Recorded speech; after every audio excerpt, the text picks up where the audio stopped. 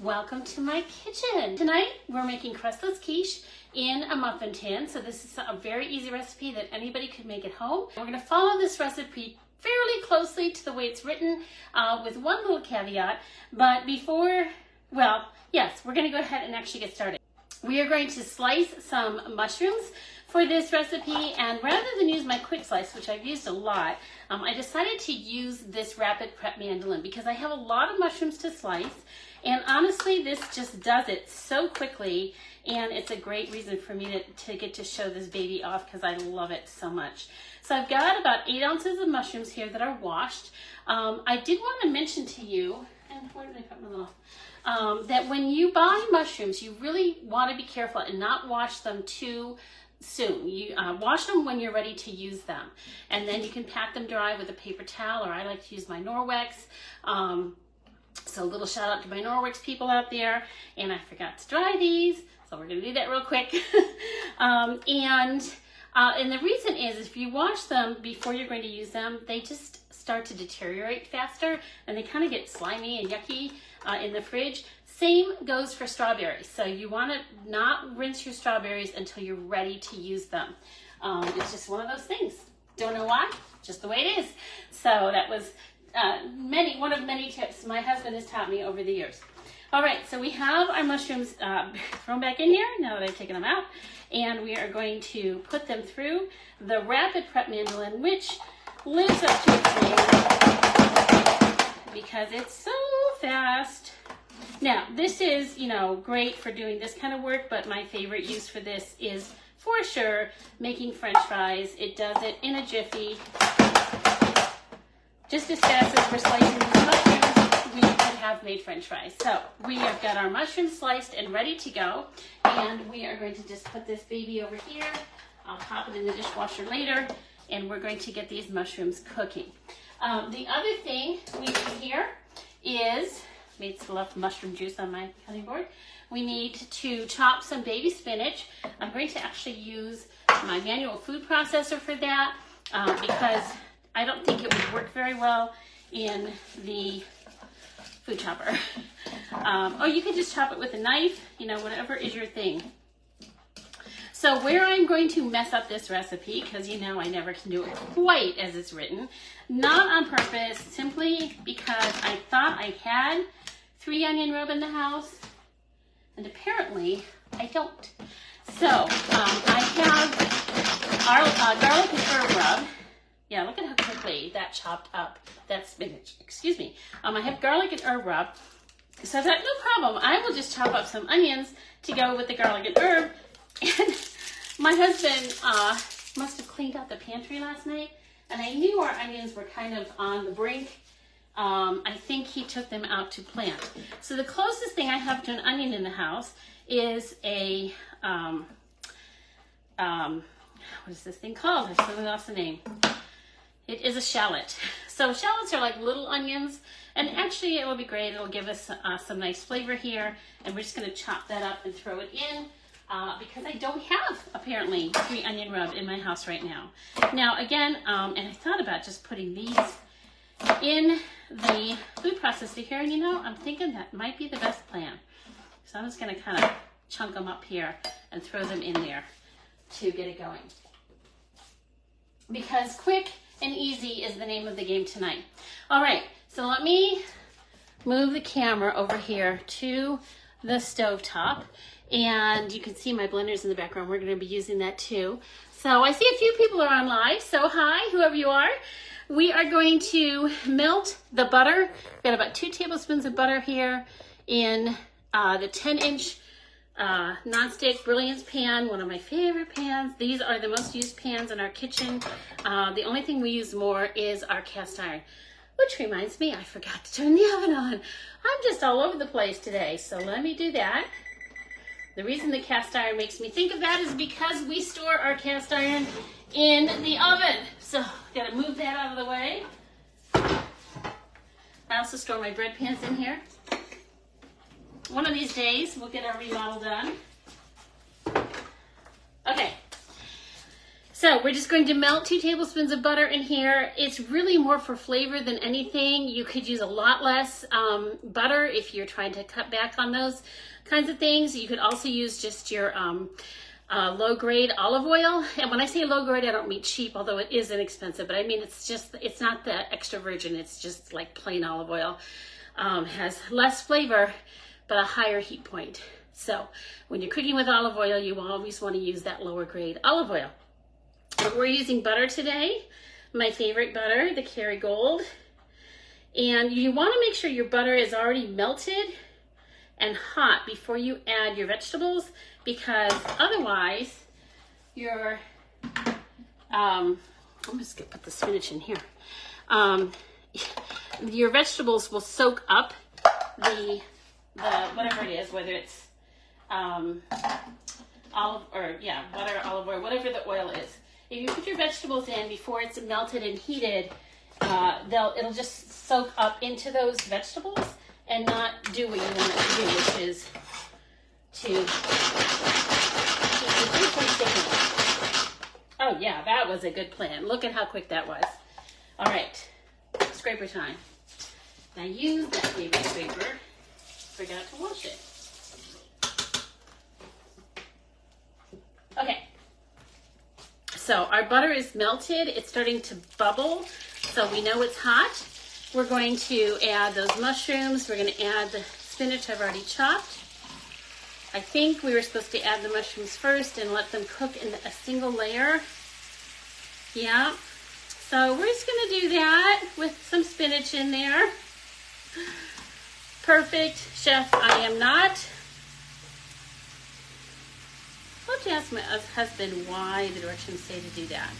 Probably has something to do with mushrooms. If you cook them for too long, they start to sweat, and you don't really want that to happen. So I don't know if it has to do with that, but I'll take some big chunks of spinach out. And you're really supposed to let that sit for about 3 to 5 minutes, and then add the spinach and our seasoning. So we got a little ahead of the game here. Sorry about that. Just a reminder that all of our scrapers are heat safe, so you can use them right on the stovetop, so that is not going to melt, which is a good thing. I am going to go ahead and add the shallots that I chopped up here, because I do want those for sure to cook up with those mushrooms. And here's the thing, friends. This recipe, you'll see when I post it, or if you already saw where it was posted on my VIP page, it has some specific ingredients that it calls for in specific amounts. But you can mix this up. If you don't like mushrooms, don't add the mushrooms. Hi, Candy. I see you. Okay, so if you don't like mushrooms, just leave them out. It'll even tell you in the recipe some ideas for substitutions rather than what it calls for. And, all right, we're going to chop up the rest of our spinach and have it ready to go.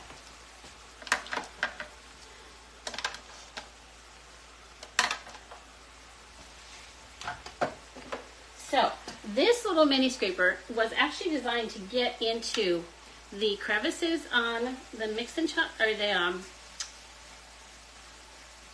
manual food processor. That's what it was designed for, but I use this thing every single day. I'm trying to remember now the specifics that I use it for. I have 3 or 4 of them, and they are all in the dishwasher by the end of the day. It's just it's my go-to for lots of little things.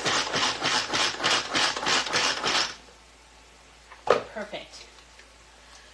One thing to know about the manual food processor is that this piece you're going to wipe off with a dish rag, a soapy dish rag, and then clean it off, but you don't want to submerge it. The mechanism inside, if it gets wet over time, it could start to corrode and get stuck. I've only ever heard of it happening once in all my customers, but it did happen. So just, you can avoid that by wiping it off with a soapy rag, rinsing it off with, rinse out the rag, wipe it off again. I do rinse mine carefully, but I'm careful to hold it upside down so nothing's getting into that mechanism. It will happen that somebody in your family will miss that memo and they'll put it through into the soap, into the soapy water, or into the dishwasher or whatever, and it's going to get filled with water. When that happens, just, explain that you prefer that never is done again. Sorry, I don't know why I'm tripping over my words tonight. Explain that is not the way to wash it. And then just shake it out until you you'll hear the water inside, and you can hear it shake out. And shake it out real well, and then just set it up like in a drainer or someplace on a towel to dry. Let it dry out real well. If it happens now and again, it's not going to ruin your food processor. You just don't want to be doing it all the time, okay? Then it will ruin your food processor. So just be careful about that. All right, we've got the rest of our spinach in here, and we are going to add a tablespoon of the seasoning. So it called for the 3 onion rub. I have a cupboard full of rubs. I don't have that one. So we are going to use the garlic and herb, which is similar. And like I said a minute ago, if you don't like mushrooms, add a different vegetable. If you don't have 3 onion rub, just use something that you think you'll like, okay? Boy, I didn't do that very well. You could use Italian seasoning. You could certainly use something like dill mix, if you like that. I'm having trouble getting this out of the packet. Oop. There we go. Come on. Okay. We're going to call that good enough. We're going to toss this in, and then I think we're pretty much done with this part. Yes, we are. And we are going to move the camera back over. Well, actually, we're not. Because over here, I've got the cooking blender ready to go. And we are going to get the eggs ready. So what I've got right here is I have 6 eggs that I very carefully cracked into this measuring cup, and they just fit. And I'm just going to pour them in. You could do this with any blender, because it's not actually going to be cooked. We're just mixing it up real well. And then I've got a cup of cottage cheese. We're putting that in. And the rest of our seasoning is going in here. And then what we're going to do is we're going to pulse this until it is mixed really well. So let me just actually read the directions again.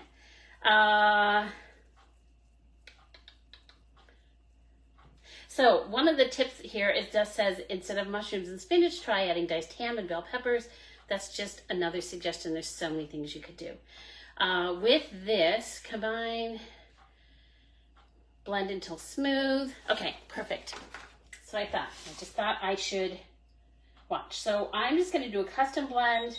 And actually I'm going to set it on kind of a mid-level and just let it do its thing.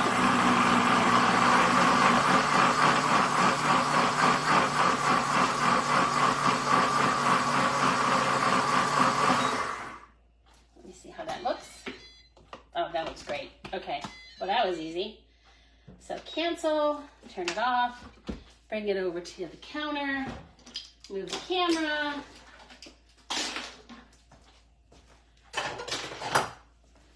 Coming back to the island. Are we there? Almost.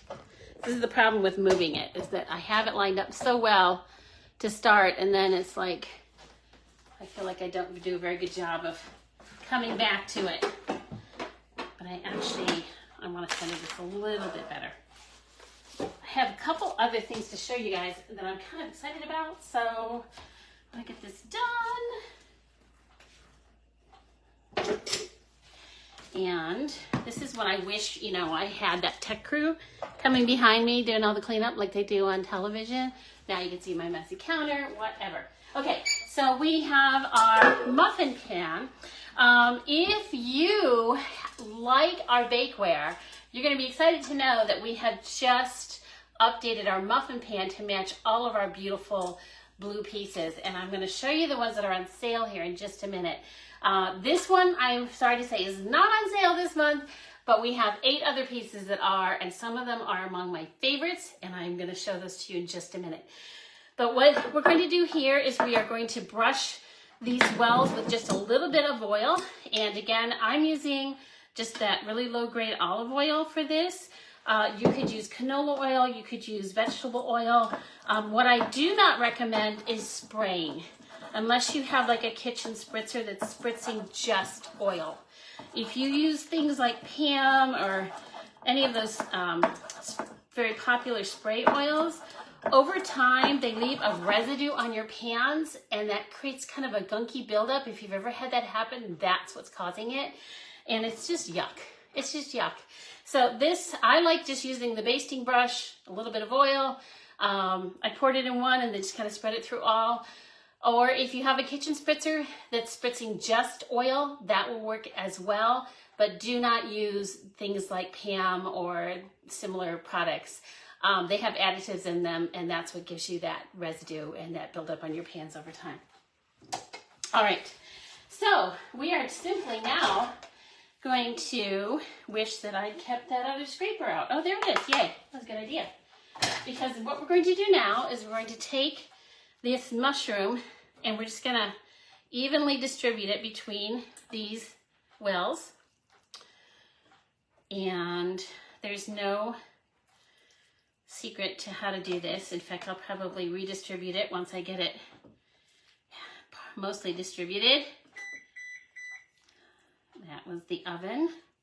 I would love to know how many of you have gas ovens versus electric ovens, gas stovetops versus electric stovetops. And I would really love to know if anybody has a gas stovetop with an electric oven. Because when this oven goes, which hopefully won't be for a while because it's not that old, but that is what I really want. I want the gas top and the electric oven. So I would really love to know what y'all have. And I also, if anybody has induction, my daughter in Virginia has induction. She loves it. In the New York State here where I live, there's talk of banning gas stoves. So I say, when we replace it, this is what I want, but I don't know if we'll be able to get it by then. And induction, from what I understand, does work more similar to gas than your traditional electric, in that when it's on, it's on, when it's off, and you don't have those hot burners like you do with traditional electric. So I would love to know what y'all are working with and whether you like it or not. You might have something, but you hate it. So tell me what you have in your kitchen.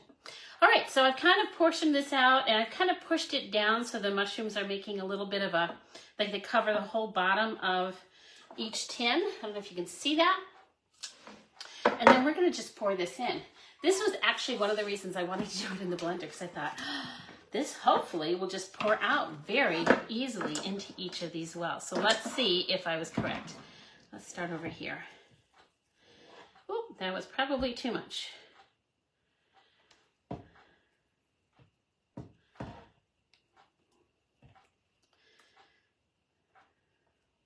I love getting egg bites at Starbucks, especially at like 4 o'clock in the afternoon when I'm really hungry and I just need something to tide me over and I really need to not have junk food.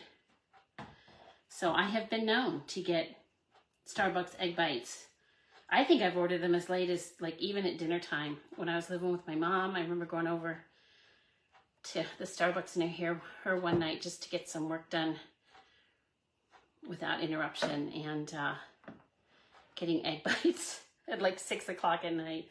I love them, but they are very expensive, and anything you can do to save that money, I think, is a win. And all right, so there's our 12 wells all nicely filled. These are eggs from my young friend who has chickens.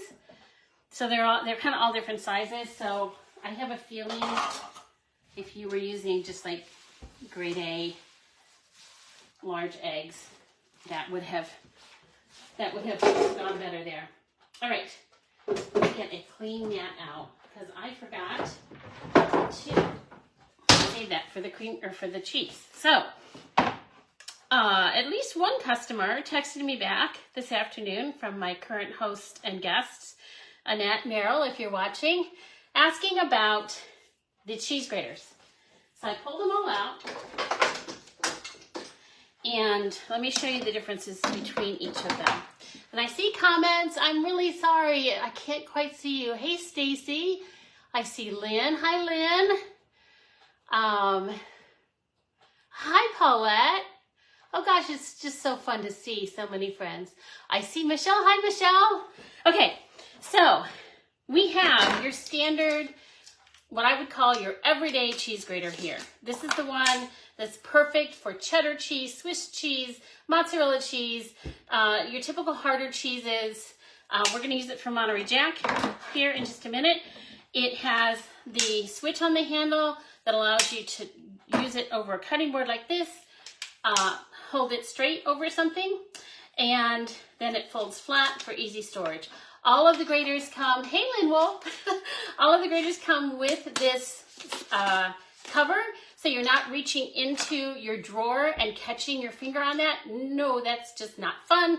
And it also protects those blades from getting dinged by other things that might be in your drawer. Hi Michelle, I see your hi. All right, so that is the standard coarse grater. That might not be the actual name, but that's what it is.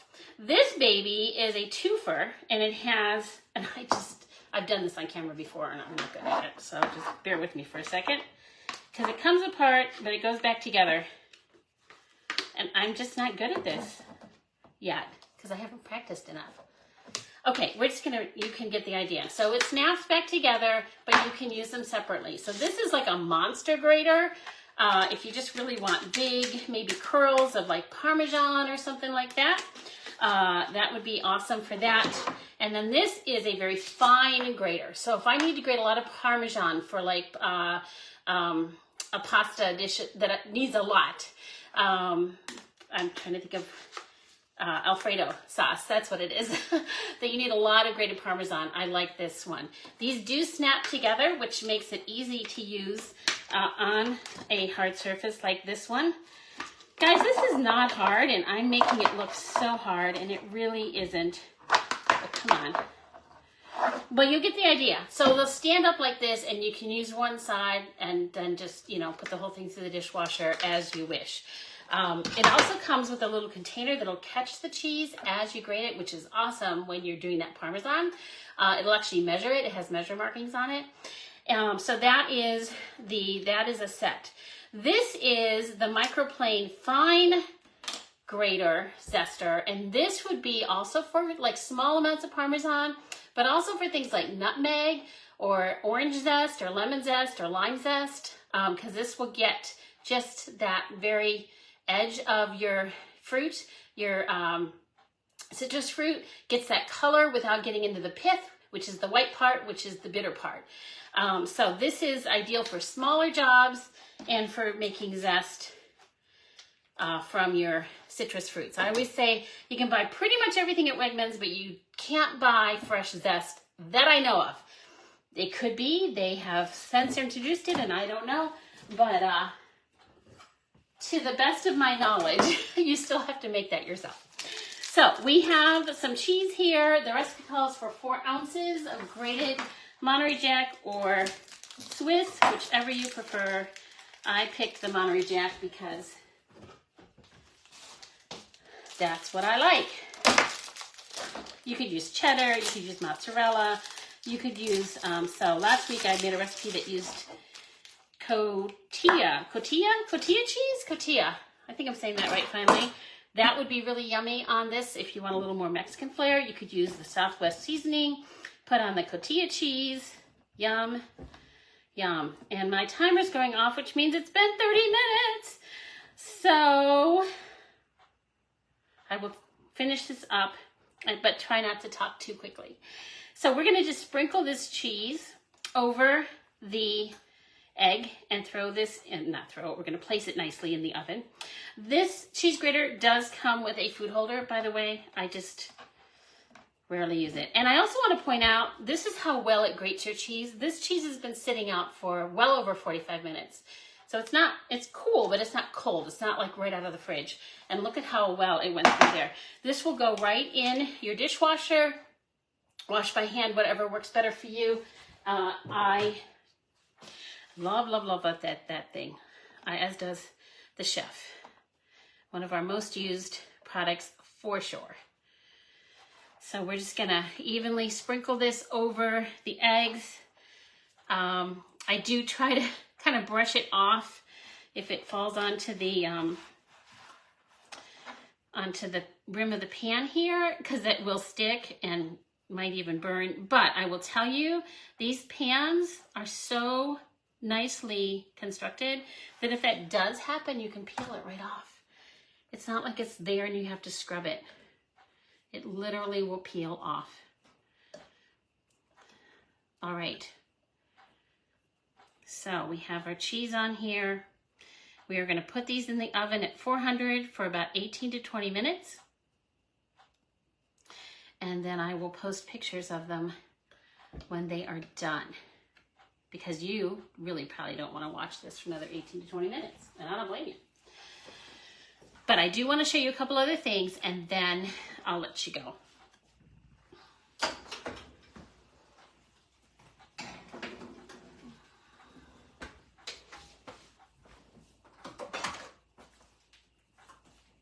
Okay, once they come out, just so you know, you'll want to let them sit for about 5 minutes or so before taking them out of the cupcake pans and the little things there, obviously. And when you take them out, if you're using one of our baking pans, do not use a knife. Please, that is what scratches up your pans. And it always makes me really sad when I see people's pans all nicked up because somebody's used even a table knife. So here's my best tip. I will be using an orange peeler to pull those out. Now, they should pop out pretty easily once they've cooled for those 5 minutes, but you know, there's always that one that gets stuck. So an orange peeler is a safe way to break the seal on your egg bites, pop them out, and not harm your pan. So that's just something that I strongly recommend. If you don't have an egg or a citrus peeler, little plastic one, just let me know. We can help you out with that. Alrighty. So what is on sale this month? We have several of our beautiful pans here on sale. I'm just going to parade them by one, tell you what I use them for, what you might use them for, and then we'll be done. So the first is our brand new tube cake pan, and I actually made the homemade angel food cake. I had never made a homemade angel food cake before. I'd always bought the mix, but it was not that hard, actually. It was kind of fun. 12 egg whites and some sugar and some other ingredients. Recipe comes with the pan. It was beautiful. It was delicious. Hey, Barb, I see you. And it was really fun to make. So now you can just buy the angel food cake mix if you like, but if you're a scratch cooker, you can also make it from scratch. It was amazing. Definitely had that extra yummy flavor from scratch cooking. So angel food cake pan is 15% off this month, along with the fluted pan. So this has always been a very popular pan in our line, and it's just beautiful for everything from monkey breads to even like if you do Jello molds. I don't know, does anyone do Jello molds anymore? But all those kinds of things. Fluted cakes, beautiful, and you'll have a hole in your cake, but you know, it's all good, right? That was my little tip to my Big Fat Greek wedding. If you like fluted, this mini fluted cake pan is so much fun to use. Look how cute this is. Perfect for wedding showers and baby showers, or just you want to do something special for a special day for somebody. And so make 6 of these little cakes in here, and this pan is literally at least 6 years old. It's pre-COVID. That's how I know how old it is. And it was a couple years pre-COVID. So I have used it for a lot of little mini fluted cakes over the years. Ever popular 9x13 cake pan comes with a lid. If you don't have a good 9x13 cake pan with a lid, or the one you have has seen better days, this is your chance to get it this month. 15% off the regular price. I printed out the flyer. I thought I brought it down with me so I could tell you what the prices were, and I apparently, oh, maybe it's over here. It's hiding behind the recipe. Silly me. Okay, now I can tell you the pans. The prices. So this normally retails for $39.50. It's on sale this month for $33.58. The fluted pan, normally $25, $21.25 on sale. Tube cake pan, normally, where is it? $37, on sale for $31.45. The numbers or the little mini fluted cake pan, normally $33, on sale for $28.05.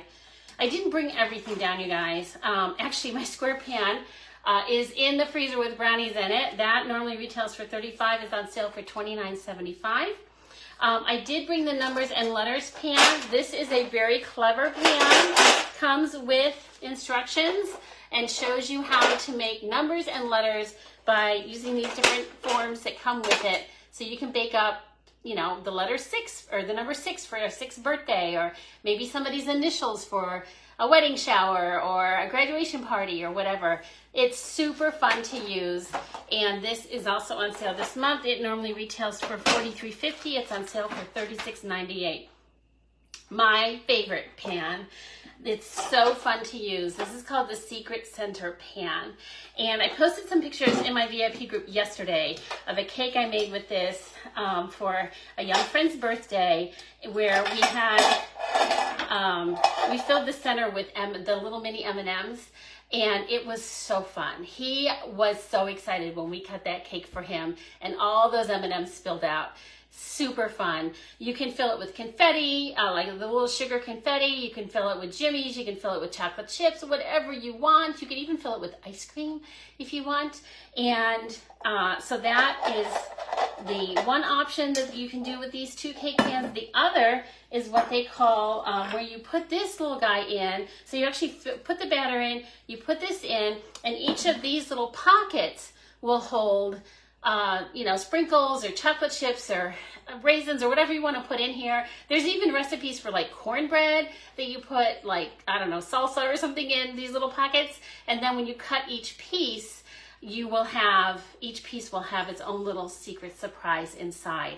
So it is not a pan I use every day, but it is a super fun pan to have at the ready for birthdays and special occasions. Kind of like, I have this ancient bunny rabbit cake pan from, oh my goodness, I'll bet this thing is 30 years old. For many, many Easters, I would make that rabbit cake, and that's the only time I ever made the rabbit cake, but boy, was it fun on that Easter Sunday. So, so lots of different varieties here, but this is one of my favorites. It's just because it's really fun. The 9x13 is so practical, and here's what I want you to think about as we wrap up. Maybe you don't need any new cake pans right now, but maybe you know of somebody who's getting married this summer, somebody who's graduating from college and starting their first apartment, and like wants, you know, wants grown-up tools. They're adulting, right? And the really fun thing about this generation of young adults is that a lot of them have grown up with Pampered Chef in their kitchen, and they know quality and they want it in their kitchen. So if I can help you with any of those things, please let me know. I am here to help you. Hey, Lynn, I see you again. Yes, you remember my rabbit pan. Yeah, those were some days. Oh my gosh. Yeah, we got talking about that on Easter with our friends, and I was like, yeah, I don't know that I'm brave enough to make that rabbit anymore. It was a lot of work, but it was also very hard to cut that cake without offending somebody. You either cut off the butt or you cut off the head, and nobody was happy. So anyway, so funny. All right, ladies and gentlemen, thank you for joining me live tonight. I can't tell you how much I love doing this and sharing out of my kitchen for you. It brings me so much joy to be able to share with you tips and tricks from my kitchen to yours, and to help you enjoy getting dinner on the table, or just, you know, in this case, breakfast. And if I can be of any assistance, please just give me a shout. If you'd like to take advantage of this month's sale, our appliances are 60% off for our host. It's only $200 in orders to get you that 60% off discount. So if you've had your eye on a new air fryer or the cooking blender or one of those other great appliances, this is the month to do it. But honestly, I can get you 60% off anything you want when you host with me in April. So we can talk about that, okay? Have a great evening, and watch for the pictures of our egg bites to come out when they're done. And I'll see you. I will not be on live next week because we are leaving for Punta Cana on Sunday morning for this year's trip that we earned. My husband earns it as much as I do because he puts up with me.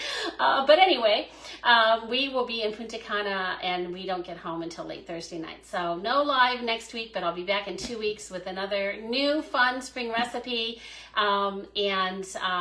Let me know how I can help you in between now and then. All right? Have a good night. Bye-bye.